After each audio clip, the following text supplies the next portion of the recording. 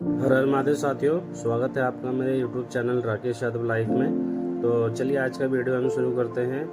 तो आज का जो अपडेट है वो मैं आपको 16 मई का देने जा रहा हूं। और अभी तक का एक सबसे बड़ा जो अपडेट है वो हमारे सामने आ रहा है। और जो अपडेट है उसमें क्या है, उसमें अब ये कहा जा रहा है कि केदारनाथ के अंदर दिव्यांग और जो बुजुर्ग लोग होंगे वो अलग से अब दर्शन कर सकेंगे। और ये जो व्यवस्था है वो BKTC के द्वारा बनाई गई है।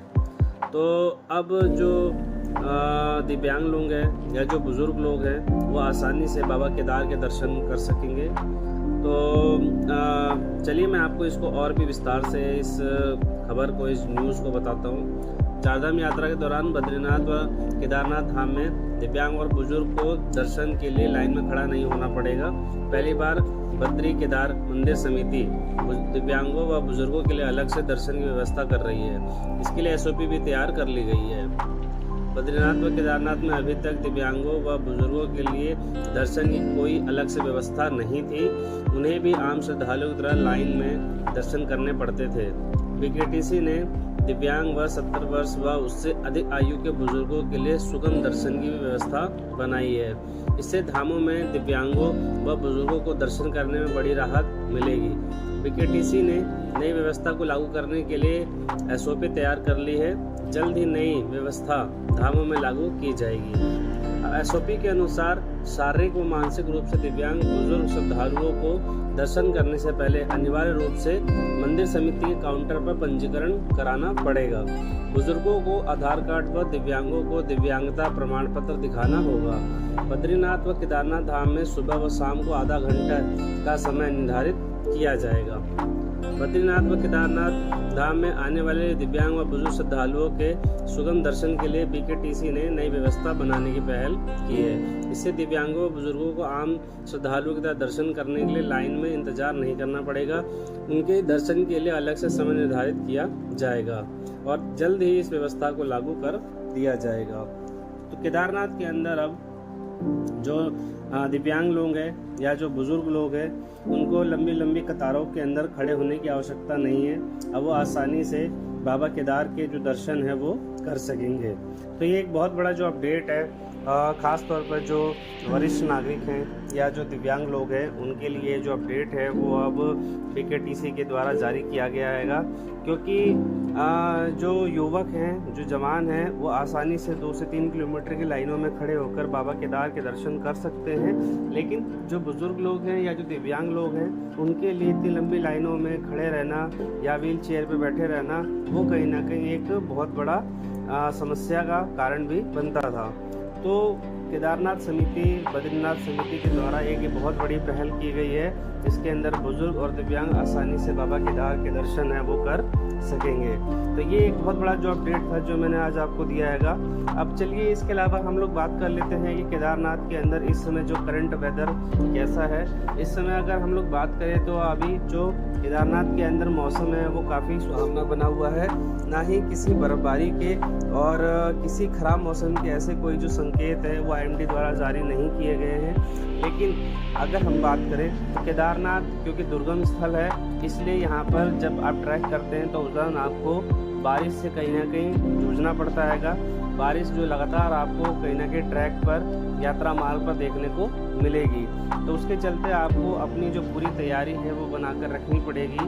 आपको अपने घर से ही जो रेनकोट है, छाते हैं या जो गर्म कपड़े हैं वो साथ लेकर चलने पड़ेंगे। क्योंकि केदारनाथ के अंदर कब मौसम बदल जाए यहाँ कुछ पता नहीं होता।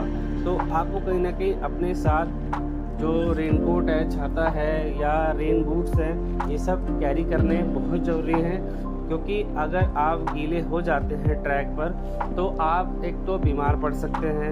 इसके अलावा जैसे जैसे आप ऊपर चढ़ते जाएंगे तो वैसे वैसे आपको थोड़ी बहुत सांस लेने में भी समस्या हो सकती है। क्योंकि गीले होने के बाद शरीर कहीं ना कहीं थोड़ा सा कमज़ोर हो जाता है, सर्दी जुकाम पकड़ लेता है। तो इसलिए आप प्रयास करें, अगर बारिश में आप भीग रहे हैं तो भीगने से बचें। या तो आपके पास अगर रेनकोट है या आपके पास छाता है तो उसको अपने साथ ज़रूर कैरी करें। और एक और सबसे बड़ी जो खबर है वो ये आ रही है कि इस समय जो यात्री हैं, क्योंकि बहुत बड़ी संख्या में केदारनाथ में यात्रा कर रहे हैं, तो वो लोग जो पैदल मार्ग से यात्रा कर रहे हैं या घोड़े खच्चर से यात्रा कर रहे हैं, तो वो बड़े ही सावधानी पूर्वक जो यात्रा है वो करें, क्योंकि अभी हाल ही में कुछ जो खबर है वो हमें सुनने को मिली है।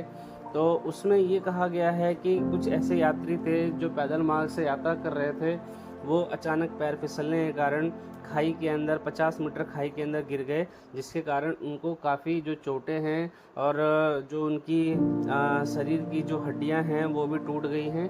लेकिन वहीं SDRF और NDRF के द्वारा उन लोगों का जो रेस्क्यू है वो कर लिया गया है।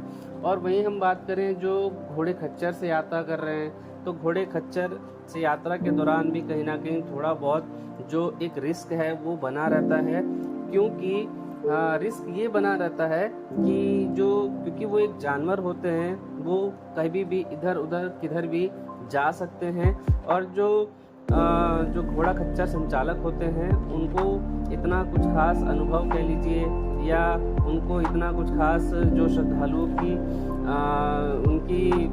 उनके शरीर पर कोई चोट लगे उन्हें उससे कोई फर्क नहीं पड़ता, उनको बस पैसों से मतलब होता है। तो वो इतना घोड़े खच्चरों का ध्यान नहीं रखते। और कई बार होता है कि घोड़े खच्चरों का पैर फिसलने के कारण भी जो लोग हैं वो खाई में गिर जाते हैं, तो उससे भी कई तरह की जो लोगों को चोटें हैं वो आ सकती हैं। तो इसलिए अगर आप पैदल मार्ग से यात्रा कर रहे हैं तो साइड से ही चले, क्योंकि घोड़े खच्चर वाले भी क्या करते हैं, जल्दबाजी में धक्का दे देते हैं घोड़े खच्चर गलती से, जिससे क्या होते हैं जो श्रद्धालु होते हैं वो खाई में गिर जाते हैं और उनकी जान पर भी बन आ जाती है। तो कहीं ना कहीं अभी ये एक बहुत बड़ा प्रश्न बना हुआ है, क्योंकि केदारनाथ मार्ग पर इस समय बहुत ज़्यादा भीड़ हो रही है। और बहुत ज़्यादा भीड़ के चलते क्या है कि घोड़े खच्चर वाले लोगों को धक्का भी दे देते हैं, जिससे कि जो श्रद्धालु हैं वो खाई में भी गिर जाते हैं। इसके अलावा उनको चोटें भी लग जाती हैं। तो अपनी जो यात्रा के दौरान आप थोड़ा बहुत अवेयर रहें, सावधानी पूर्वक अपनी यात्रा करें। और इसके अलावा एक और जो आंकड़ा है वो हमारे सामने आ रहा है जो बहुत ही चिंताजनक है। उसमें ये बताया जा रहा है कि अब तक जब से यात्रा शुरू हुई है तकरीबन 40 लोगों की जो मृत्यु है वो हो चुकी है, जिसमें तकरीबन 22 लोगों की मृत्यु सिर्फ केदारनाथ के अंदर ही हुई है। अब क्योंकि केदारनाथ के अंदर मृत्यु का सबसे बड़ा कारण ये है कि एक तो वहाँ पर जो लोग हैं वो बिना किसी तैयारी के केदारनाथ की यात्रा पर निकल जाते हैं। आप कभी भी जब भी किसी बड़े ट्रैक की यात्रा करें तो आप अपने शरीर को पहले उस ट्रैक के लिए ढालें। आप पहले रोजाना 2 से 3 किलोमीटर की वॉक करें, जिससे कि आपका शरीर है वो थोड़ा सा तैयार हो सके, तो जिससे कि आप आसानी से जो अपनी यात्रा है वो कर सके। क्योंकि जो जवान लोग हैं, जवान लोगों को भी ऊपर पहुंचकर सांस लेने में दिक्कत, क्योंकि हाई एल्टीट्यूड होने के चलते वहाँ पर लोगों को इस तरह की जो समस्याएं वो देखने को मिलती हैं। एक कारण ये भी होता है कि लोग पहले से इसकी तैयारी करके नहीं चलते हैं और आनन फानन में जो अपनी यात्रा है वो शुरू कर देते हैं, और धीरे धीरे जब ऊपर पहुँचने वाले होते हैं तो उनको कहीं ना कहीं सांस लेने की दिक्कत या और भी कई तरह की जो समस्याएं हैं वो होने लगती हैं। तो सभी श्रद्धालु जब भी अगर केदारनाथ का प्लान बना रहे हैं, योजना कर रहे हैं केदारनाथ जाने की, तो अपने आप को पहले से ही थोड़ा सा उस वातावरण के अंदर ढालना, अपने शरीर को उस हिसाब से तैयार करना, ये एक बहुत ज़रूरी बात है। तो केदारनाथ के अंदर जो ये आंकड़े अभी आए हैं 40 लोगों की मृत्यु हुई है, जिसमें 22 लोग सिर्फ केदारनाथ के अंदर ही, और बाकी कुछ जो लोग हैं जिनकी मृत्यु बद्रीनाथ में और गंगोत्री धाम में भी हुई है। तो तकरीबन अब तक 40 लोगों की मृत्यु हो चुकी है। तो आप लोगों से निवेदन है कि आप जब यात्रा करें तो बहुत ही सावधानी पूर्वक करें। किसी प्रकार की अगर आपको कोई भी समस्या लगे, किसी तरह की स्वास्थ्य संबंधी परेशानी हो, तो अपने नज़दीकी जो मेडिकल पॉइंट्स बने हुए हैं वहाँ पर अपनी जो समस्या है वो डॉक्टर्स को बताएं। क्योंकि इस बार केदारनाथ के अंदर पैदल मार्ग पर भी प्रशासन के द्वारा थोड़ी थोड़ी जगह पर कहीं ना कहीं जो मेडिकल पॉइंट्स हैं वो बनाए गए हैं, तो आपको आसानी से वहाँ पर जो आपको थोड़ी बहुत जो समस्याएं हो रही हैं उनसे संबंधित जो दवाइयां हैं वो आपको आसानी से मिल सकती है।